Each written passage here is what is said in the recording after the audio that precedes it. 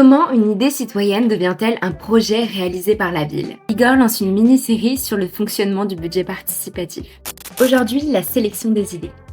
Une fois les idées déposées, de décembre 2024 à avril 2025, elles sont analysées en détail par les services municipaux, en premier lieu par la mission Démocratie ouverte qui pilote le budget participatif. Je coordonne l'ensemble, que ce soit l'accompagnement des habitants, la phase d'analyse, la phase de vote et la réalisation derrière du budget participatif. C'est une analyse qui n'est pas une analyse qui juge si les projets sont bien ou pas.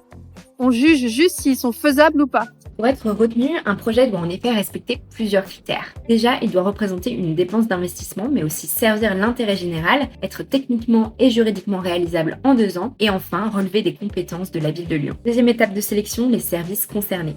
Les idées sont donc redistribuées dans tous les services de la ville qui vont en analyser la faisabilité technique, juridique et financière. On a des directions qui sont référentes et qui vont suivre en fait toute la vie du projet par la suite.